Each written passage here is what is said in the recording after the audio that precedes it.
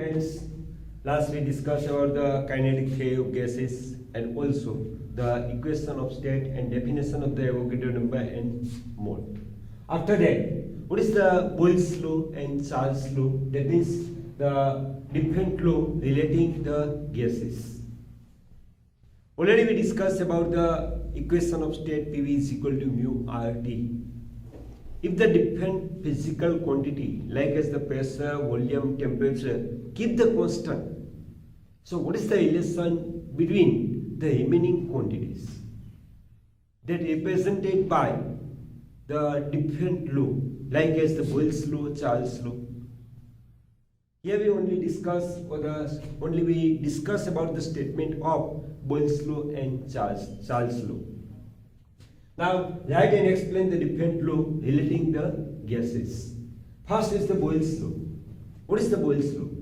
At constant pressure, at constant temperature, pressure of given mass of a gas is directly proportional to, or is inversely proportional to its volume. Again, at constant temperature, the pressure of a given mass of a gas is inversely proportional to its volume. So this statement is known as the Boyle's law. Again, the statement is that at constant temperature, pressure of given mass of a gas varies inversely with volume. That means the pressure is inversely depends on the volume of a gas at constant temperature. But here we consider the gases as an ideal gas.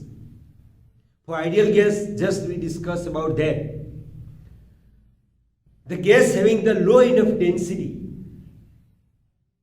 it behaves as an ideal gas at low pressure and high temperature.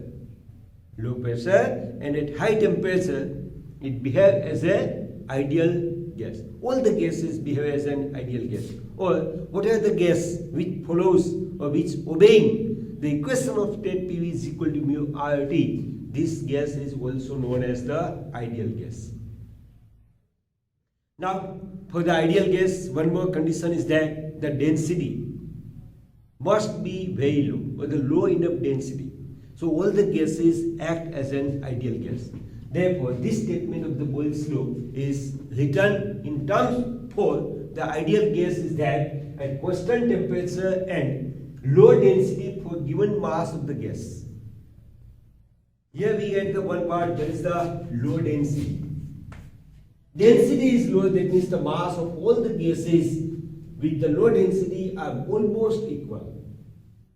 At constant temperature and low density for given mass of a gas, the pressure is inversely proportional to its volume. So that is the statement of Boyle's law for our ideal gas. Again, at constant temperature and low density, for given mass of a gas, the pressure is inversely proportional to its volume. From this statement, the P proportional to the 1 upon V. Therefore, PV is equal to constant. As we take the V in this side, so PV proportional to 1. 1 is the constant. Therefore, PV is equal to constant. And that is the Boyle's law.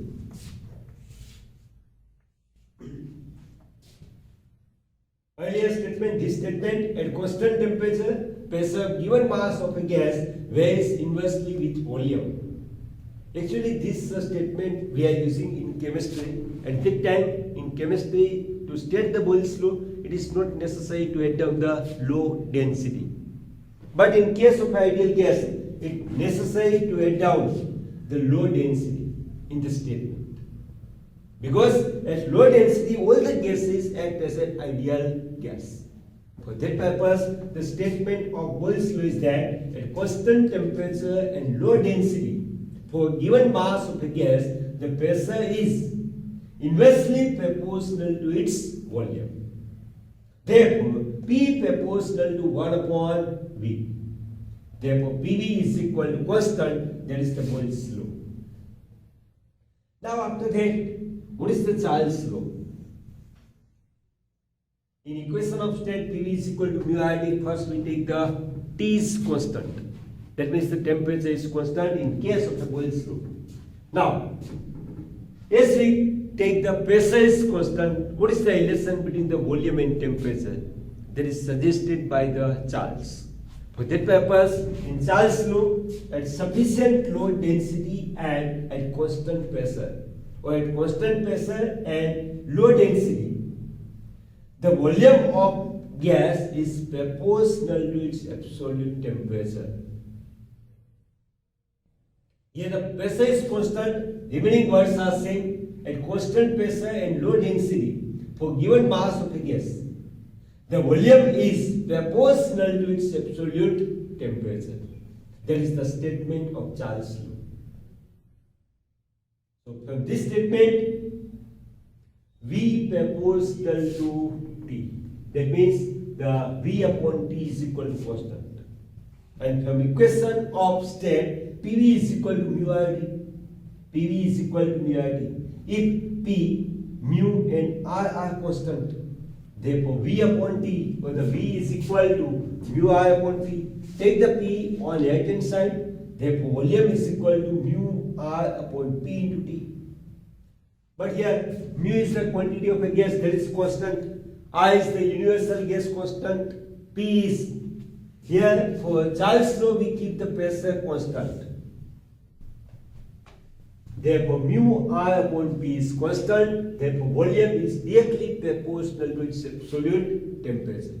Or in other words, V upon T is equal to constant. V upon T is equal to constant. And this above equation is same as the Y is equal to mx. Equation of line. Equation of line. Therefore, the relation between the volume and temperature is a straight line. Volume and temperature is straight line. Again, what is the Charles' law? At sufficient density, low density, and at constant pressure, the volume of a gas is proportional to its absolute temperature. Again, at constant pressure and low density of a gas, the volume is directly proportional to its absolute temperature. In PV is equal to mu RT. P constant, mu constant, R constant, therefore V is equal to mu R upon P into T. So this term is constant. Therefore, V proportional to T. Or in other words, V upon T is equal to constant. So this equation is similar to the equation of line Y is equal to mx. Therefore, the relation between the volume and temperature for a gas is straight line. So these two are the basic law for ideal gas, Boyle's law and Charles' law. In Boyle's law, temperature constant, P proportional to 1 upon V, or the PV is equal to constant. And next is Charles' law. At constant pressure, the volume is directly proportional to its absolute temperature. That means the V proportional to the T, or the V upon T is equal to constant. Clear this? Okay. Now after that, we are interested about the ideal gas. So ideal gas is made up of the very small particles, so the atoms, so the molecules that cannot be seen by our naked eye. So what should be our assumption about the particles, so the atoms, so the molecule which forms the ideal gas? For that purpose, the basic assumption already we assume for the ideal gas are known as the postulate of an ideal gas. So next question is that state postulate of an ideal gas. That is the most important question for 2 marks. Any four postulate is asked. The question is that write any 4 postulate of an ideal gas. To derive the equation of the pressure act on the wall of a container or the wall of a room, and also what is the average kinetic energy. For that purpose, it is necessary to discuss about the postulate. Here only we keep in mind the statement, not its discussion, right? Okay. Now, State any postulate of an ideal gas. That is the most important. For 2 marks question, you have to add down the any 4. There is not necessary you have to add down in order. You can add the any 4 postulate for an ideal gas.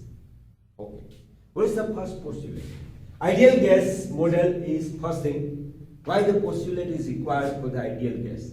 First, the ideal gas model is based on microscopic behavior of the gas in the form of certain postulate.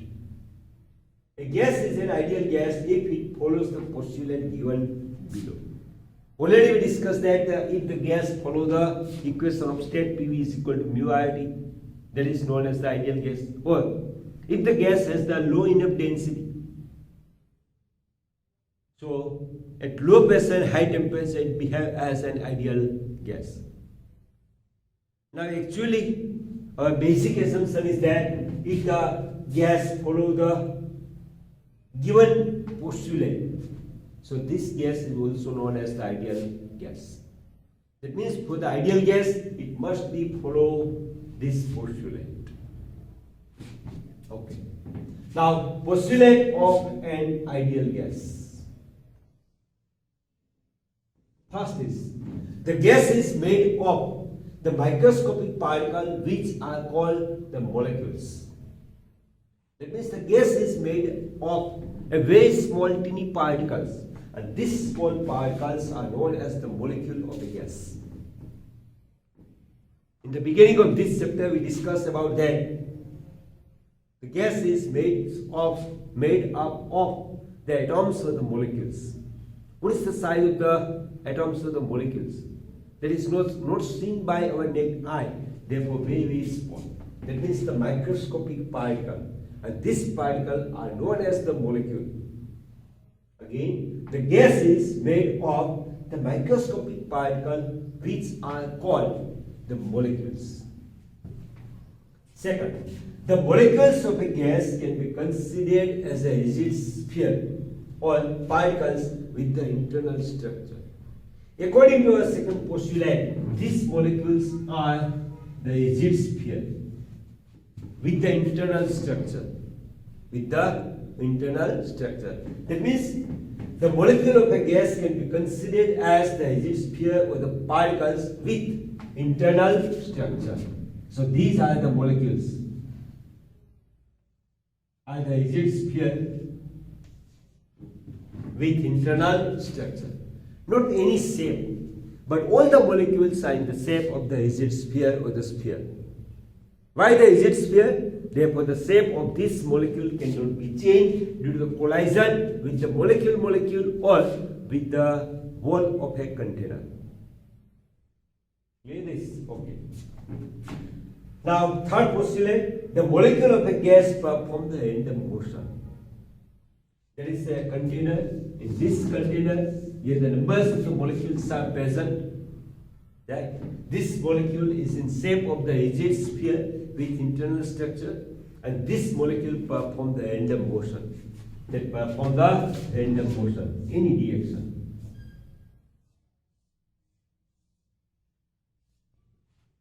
It performs the random motion. Third postulate is the molecule of the gas performs random motion, and fourth it also depends on the motion. The molecule of a gas follows the laws, Newton's laws of motion. During this random motion, it follows the Newton's laws of motion. So these four postulates are very easy. Again we repeat it. First is the gas is made of the microscopic particles which are called the molecules. The gas is made of the microscopic particle which are called the molecule. Second, the molecule of a gas can be considered as a rigid sphere or the particle with internal structure. Now third, the molecule of a gas performs the random motion. So this molecule performs the random motion in any direction at any time. Now, during this random motion, it follows the Newton's law of motion. That means the fourth postulate is that the molecule of gas follows Newton's laws of motion. Clear? So this postulate. Now next.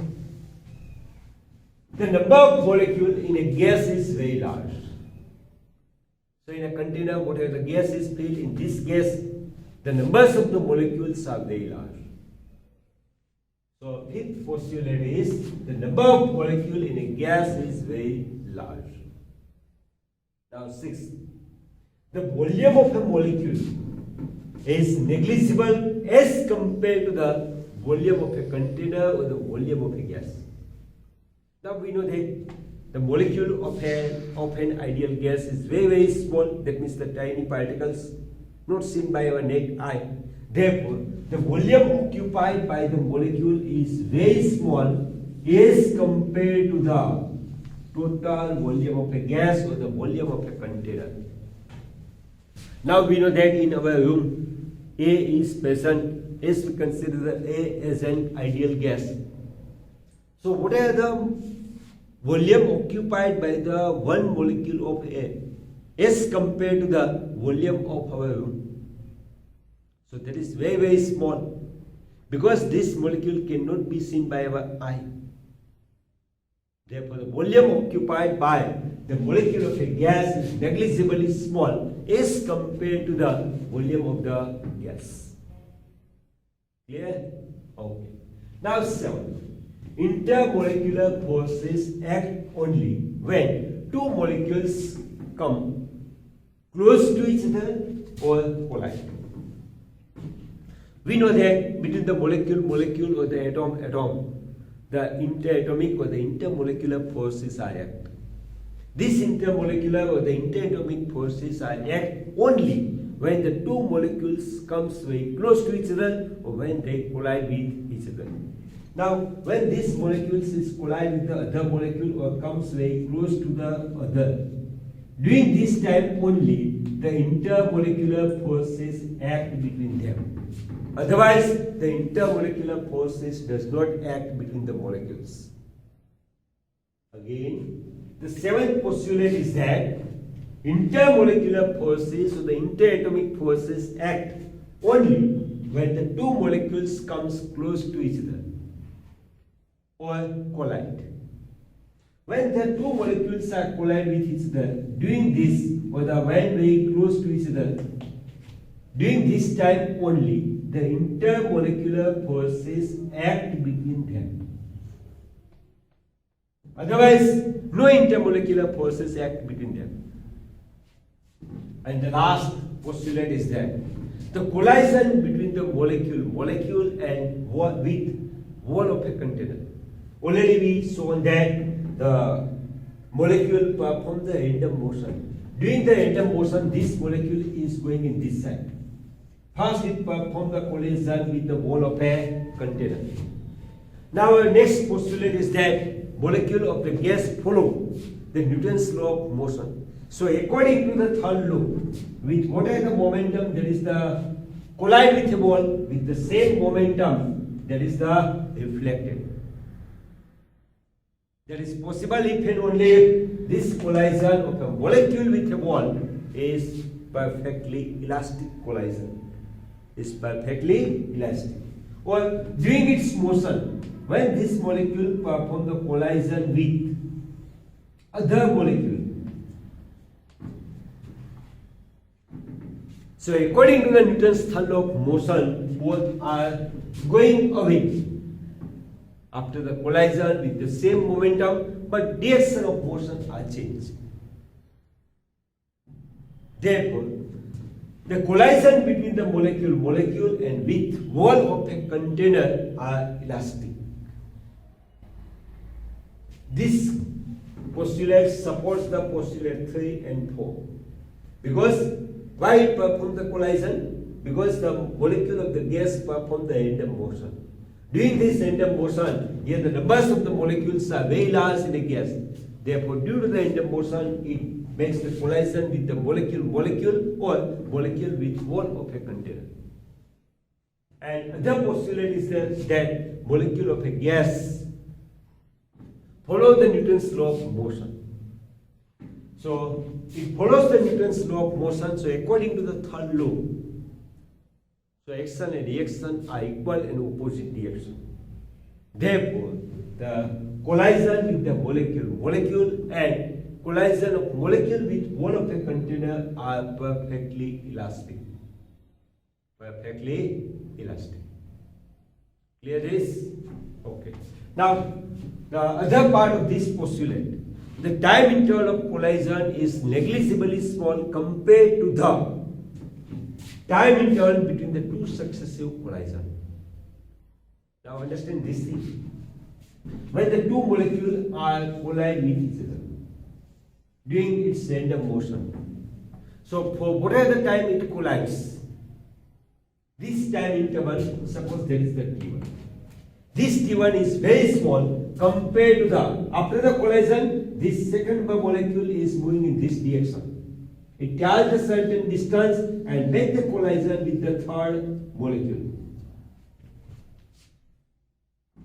So, without the collision, it travels this distance for time t2.